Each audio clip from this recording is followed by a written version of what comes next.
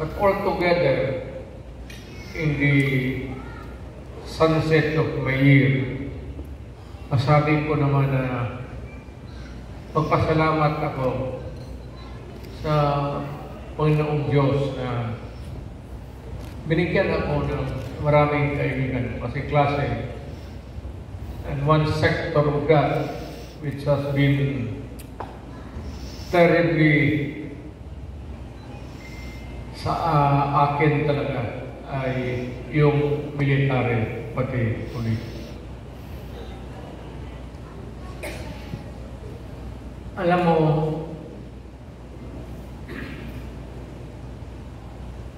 it is not every time na magkakaroon tayo ng ganitong stressful moment.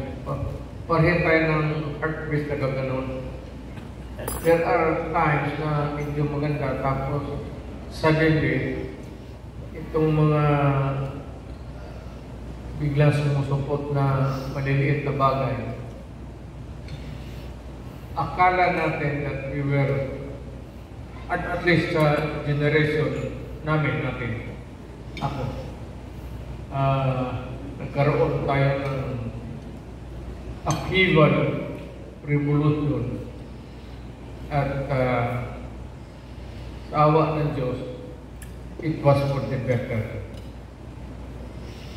Now, I am profoundly addressing myself to you, kayo na dito, kasi wala naman talagang real transformation o paghimago kung wala ang military pati police. And that would be good for all governments all over the world na tumaas tapos bumagsak. And always it has to be with the interdiction or intervention of the military and the police. Simple lang naman yan. Because you have the privilege to bear arms. And arms is strength. And if you are apparently around army, police, at mahina ang civil service, ayaw mo sa hindi papasok talaga yan. Now, anak ako ng politiko. Alam ninyo yan, my father was for about 3 terms governor.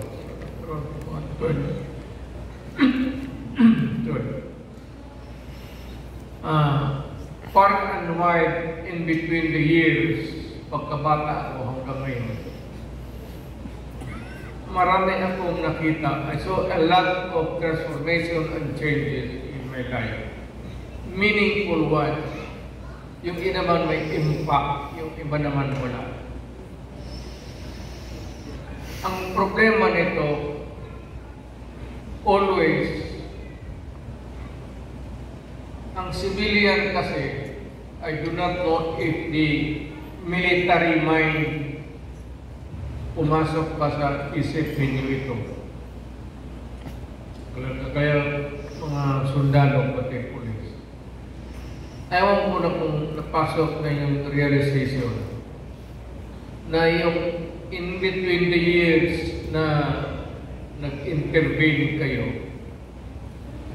alam mo sa totoo lang, sinasabi ko, yung kayong hindi taga rito, hindi alam yan. Pero kayong taga rito, sabi ko kasi, you know, titingi kasi ang tingin ninyo.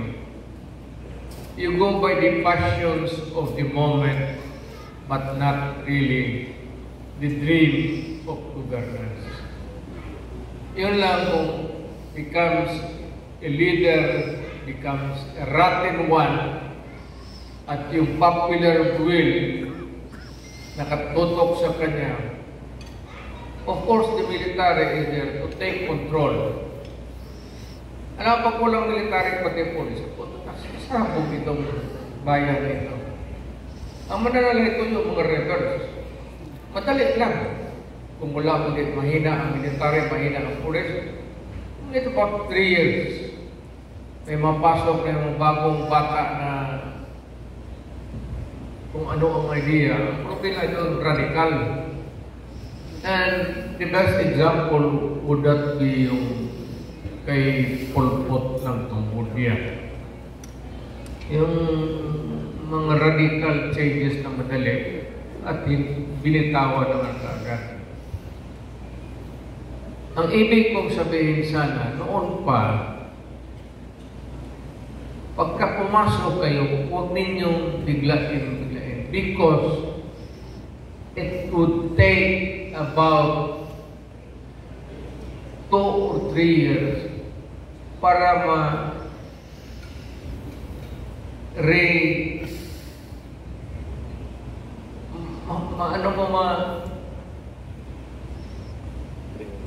maano mo yung utak ng tao. Kung 6 months lang, 3 months ganun, tapos ibigay mo sa balik ulit doon sa civilian. Maraming Pilipino, walang question yan. But the problem is yung body politic is geared towards a democratic na freewheeling just like America, which we cannot really afford to do. Ang America, it took them so many hundreds of years. Itong atin, maybe we can really say that yung kontrolado talaga ng tao minus yung mga ginawa tayong surrogate ng Amerikano pati Espanyol. Pero not enough really to baka pa yung trembling, nagaano pa yung nabitawan at hindi marunong magdala ng demokrasya and dependent really for corruption. Masyadong matindi ang corruption sa hindi na tayo mag-usap na. So, maski na ano natin, we cannot really succeed.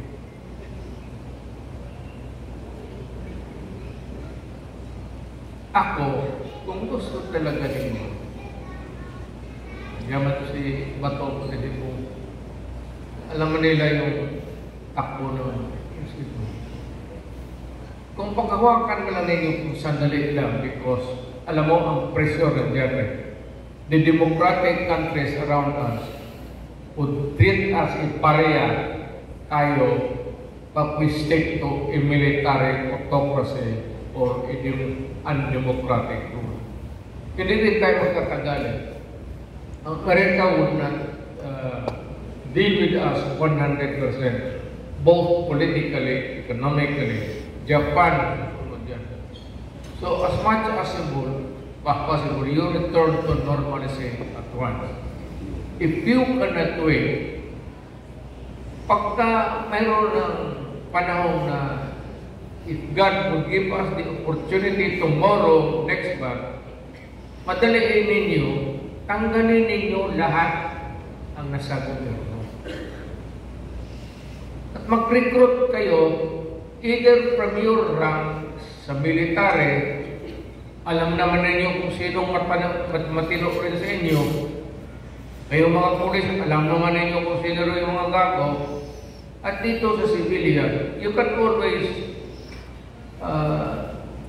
consult the church leaders, the lay, community,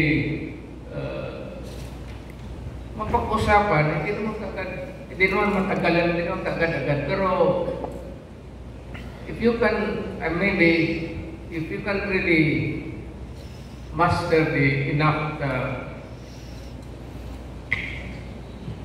ilagay ninyo, palitan ninyo lahat. Pati ako, huwag na ninyo akong papasukin. At hindi na rin talaga ako pasok. There will never be a time na babalik pa ako sa gobyerno ng trabaho. Ayaw ko na. Pero kung tanungin ninyo ako, mamimili kayo ng there's always makikita ko naman sa Pilipinas kung sino matitino. Yung bureaucracy, tanggalan ninyo yung except for those who are really civil service eligible, of course they deserve it.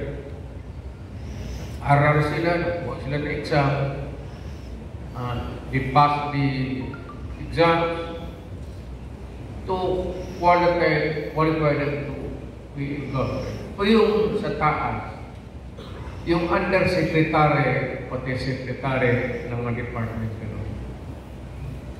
at saka yung mayor, dito sa taas, dapat inyo na yan. And if you leader, kung si Cardinal, kung sinong tawag kayo na what if 300 different denominations sa church, pati civilians, teachers, all sectors. Madali naman yan. Dito sa baba, kailangan konting kasi alam mo, mahirap kasi itong sa baba because ang ang rapport nila sa tao, harap-harapan. So, kung may utang na loob yan sa politika, ganun rin ang mangyari. Kaya kung may panahon man kayo, maghanap kayo ng mga bata. O kung may makita man kayo, yung nandyan na sa gobyerno ng mga bata na mag-bribe, na hindi corrupt, mas maganda. I would not want to offend anybody here. Kasi, anak din ako ng mahirap. Tumat din kami dito sa Davao. Wala talaga. We had to. Ilang beses kami nag-modest dito noon. Kasi, mag-migrate kami dito. Wala mahirap. Sabi naman yung tatay ko. Nanay ko ako sa may mga lupa.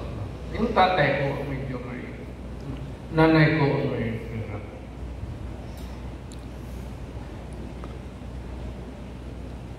Kaya minsan nakakaintindihan tayo.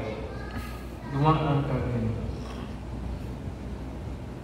Huwag na lang yung personal. Pero huwag kayong the next time, huwag kayong magmadali. Huwag ninyong apurahin. Ano ba? Nandyan na lang rin apurahin na ninyo. Alam mo, ang kalaban mo naman yung mga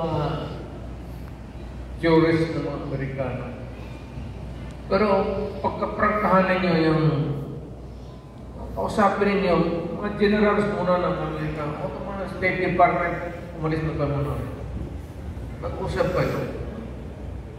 Look at my country. For how long have you been around to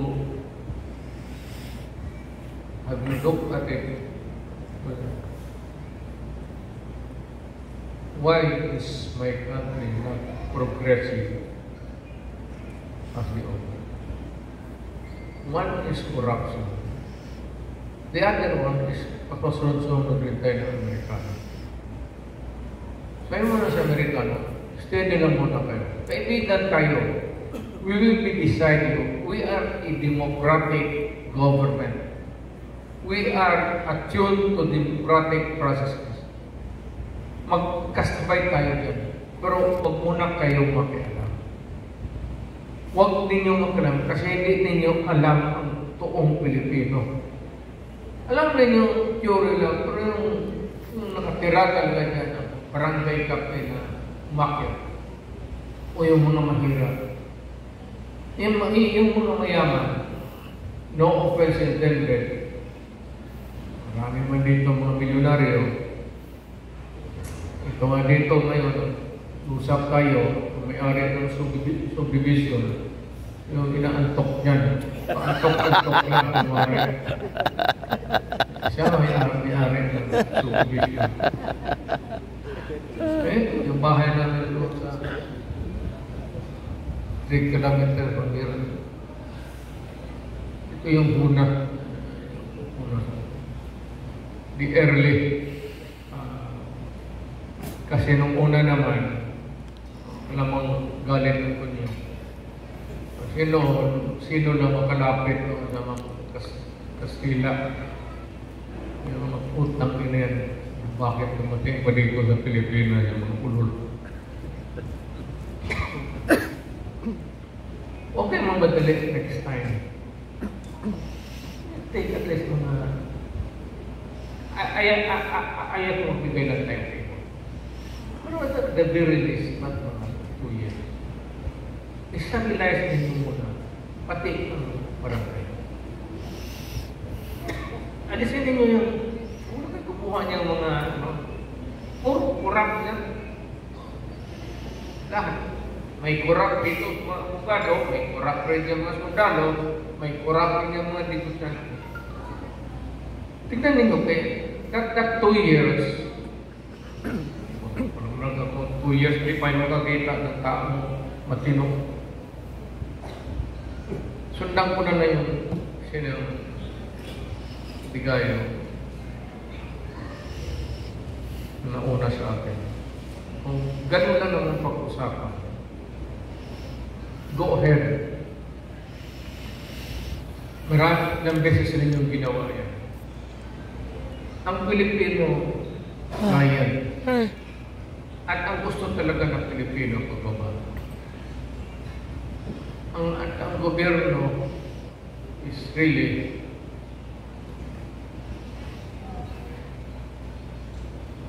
I don't know, but it would take a strong backer. It could be a junta, pero ilagay mo dyan ang chairman, civilian. Kasi kung military junta ka dito, walang diplomatic ambasador maglapit sa atin. Lalayo talaga yan. Because also in their own countries, ang military will only play a second role. Control talaga ang gobyerno. At ang sundalo, kasali niyan sa gobyerno. Ang may Navy kasali ang armed forces, part of parcel of government. Kaya, pag-isipan ninyo yan. Kasali na tayo lahat yan. Pero kayo ang may umigay. Ang mag-fair. Ang ibig kong sabihin kayo, hindi kayo lang. Take in yung mga civic leader, pare, lalo na itong Catholic Church, ang lakas ang influence. Ano, baski gaano natin kawali-wali dito, pagsalita itong mga gagong pare dito. Wala rin. Akala mo rin malinis ng mga buwang.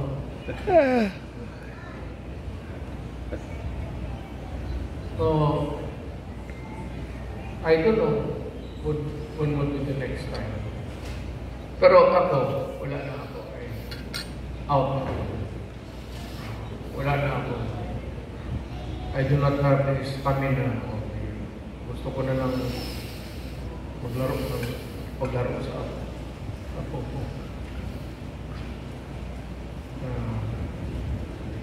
Kayo, backupan ko kayo. Sabihin ko sa Pilipinas, talagang totoo naman matagal na sana. At yung sana unang dumaraan, hindi ninyo binamatawag na agad. Too early, too soon. Yun ang mahirap. How long do you think you can handle ang pressures niya from the democratic countries? Matindihan. Pati ang American. You would need a good communicator.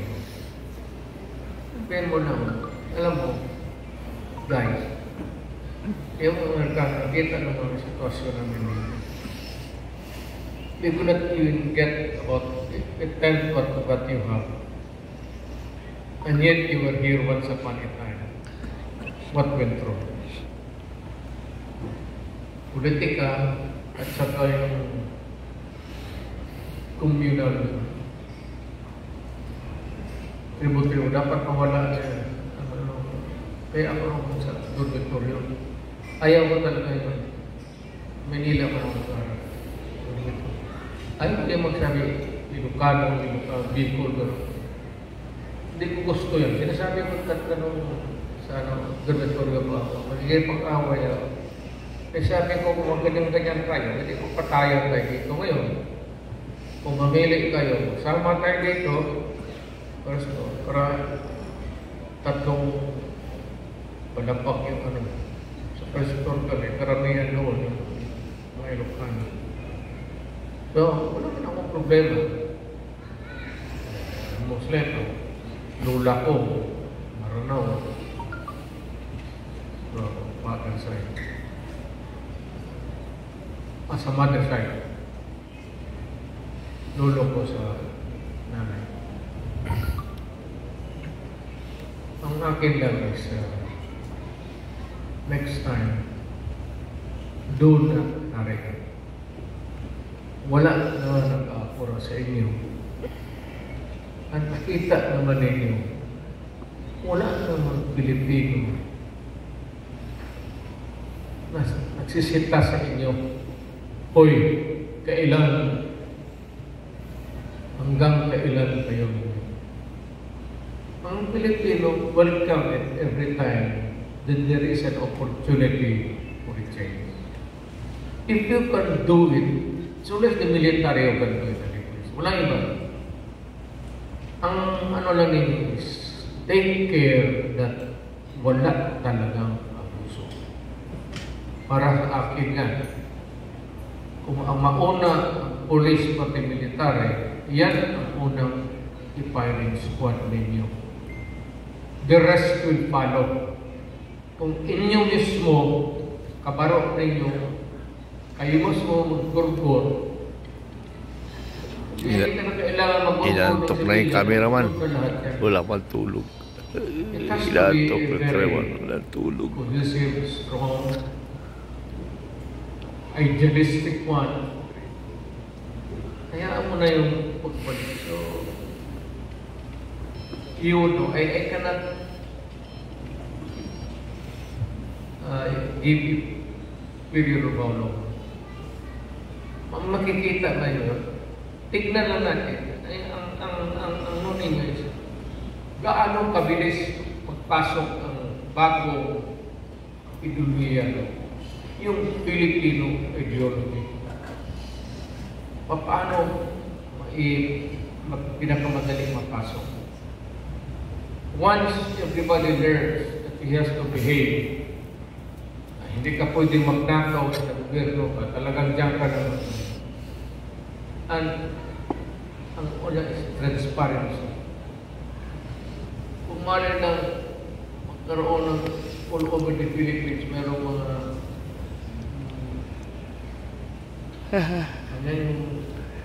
ngayon life na anong transaction ito, ilan ang lumabas, ilan ang pumasok sa pera ng tao. It's a matter of informing the public. And if the public knows that their money is spent wisely, you can stay forever. Walang mamamadali sa inyo. Tuloy, mas takot sa magbalik yung mga politiko. Karamihan sa mga politiko talaga, politiko dahil sa pera, ang power. Kaya yan ang sakit ng Pilipino. Pag nandiyan na sa pwesto, ayaw na lumapag. Kung ano na pag-isip-isipan, to prolong or perpetuate the hanggang kailan.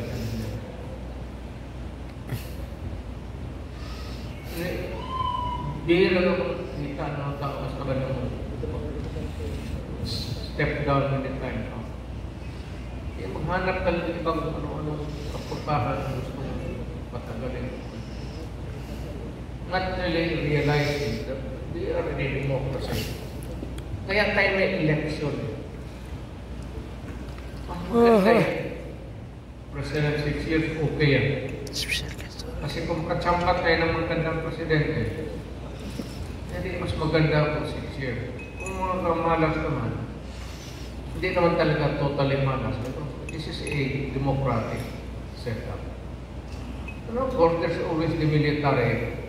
Kung naman hindi naman kailangan ninyo presidente sa hallelujah. Kung paminsan niya, pikipik ko lang gano'n. Sir, President, nag-meeting kami sa Ginaldo. Medyo mahirap na yung pinapasok. Sir, amin, tambak lang, tambak. Advice lang. Hindi ka namin gagalawin. Especially an elected president. Hindi mo basta-basta. Just a gentle reminder. Hindi mo lang, sir, you should learn from lessons learned in the past. Ayun, sir, bago-bago lang tayo. Marcos, kailangan mo ba natin ulitin yun? And that we must always insist on. Tama na yun sana.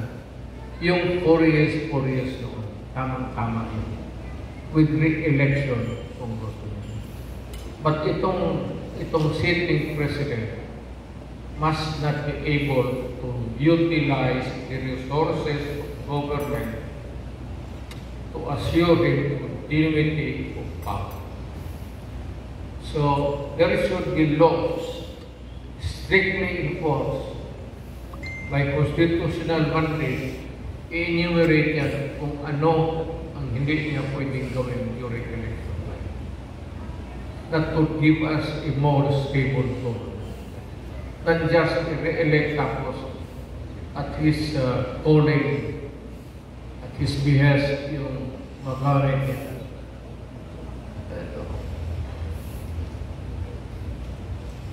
7 months before the election, the incumbent president can no longer do this, do that. Ngayon, kung itong mga appointments sa Supreme Court, judges, ilagay mo muna sa Supreme Court. Civil service, tanggalin mo muna sa presidente. Otherwise, pagkatapos, okay na. Pero yung absolute appointing authority, American state, hindi talaga okay. Niwala ka na. Mamatay na lang ako civil advisor niya. Hindi ka naman. I hope that I would be around to just also give the inputs when the time comes. At least before I die. Pero nandiyan ako sa inyo. I share your... Alam ko, pareho tayo ng ano ko. Alam ko, military kasi kami we offer our services. We campaign offer our services to the people. Ang military kasi, mag-aral siya, pagka-military, then you offer his life for his country. That's the big way of difference with what a military can give to his people and what the politicians cannot. So, seasonal mo depende. Basta 7 months before, lagay mo sa Constitution, no longer power to appoint, wala na. Judges, Supreme Court. Kung dito sa ano, yan, bigay mo sa sino, anong department. Ganun lang. Maganda na usap ka dito ng ganito. Hindi naman sa lahat ng panahon buhay tayo. So, I'm happy to share this moment with you. Christmas time. We're getting old. Ako, hindi ko naman siguro kung next year dito pa ako wala na. I'm really old kasi old. Kita mo yung anak ko, naglalaroan na ako ng ako. Uwi na. Ito na kayo yung kaligayahan talaga natin. I'd like to greet everyone. Warm Merry Christmas. Okay. And okay. Nandito pa ako. If you think that you need my hindi naman wise advice, yung binubuhay na advice, yan ang kaya ko. Hindi naman ako mautak eh. Naman ako pagka-presidente. Bigay ko sa inyo. Isang ako, kasi isang tingin ko lang, foreign affairs, foreign policy. Anong foreign policy natin naman ng South Africa? Anong foreign policy natin dito sa Asia? Yung kaya ko na yan eh, iwi lahat. Pati lahat na, kasi dumaan na. And before that, about 23 years mayor of Davao City. Kaya okay, nakilala lahat. Kaya isa sa mga barkada ko, wala akong barkada. Di ba nila na kita ba nila ako nagkainom na wala akong barkada. Ang barkada ko yung mga military pati police. Ang barkada ka ng iba niya po pagkatapos maglasing. Tapo na yung mga silya na sa wala ka na estudyante pa. Noon yun. So, please do not hesitate to call upon me or on me. Maraming nakakabay lugang bed pa rin Christmas na yung anak.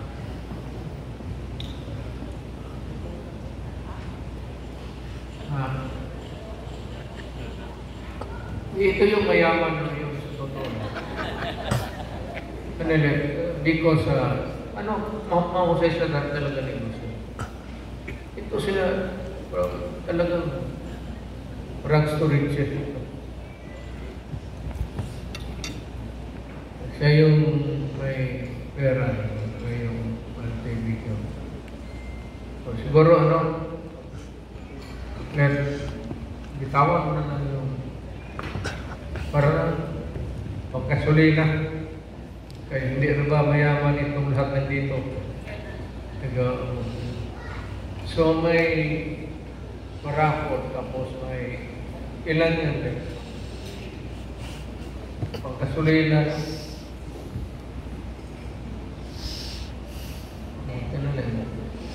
Ilang litro na yan. Isalin mo na lang. Sino tigarapon dito?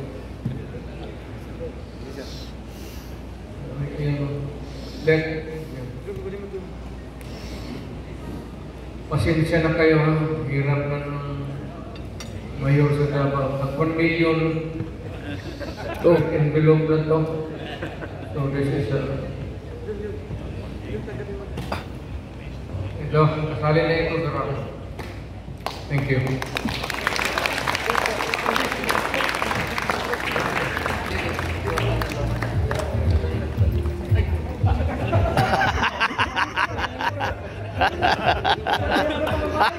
Thank you so much to our guest of honor, former President Rodrigo Roa Duterte. And now we would like to present a token to our guest of honor. To be presented by our chapter president, Javier Kinsay and Javier Ramos as well. Ladies kasi ayaw pala kasi like. Dahil sa gunting. Sabi na sana. Here we are presenting our token of appreciation.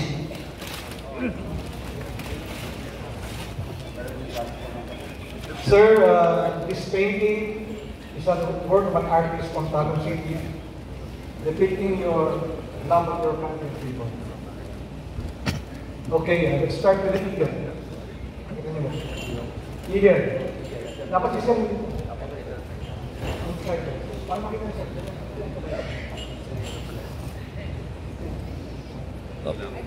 Sir, the eagle. This is the eagle. The Philippine eagle scans the horizon.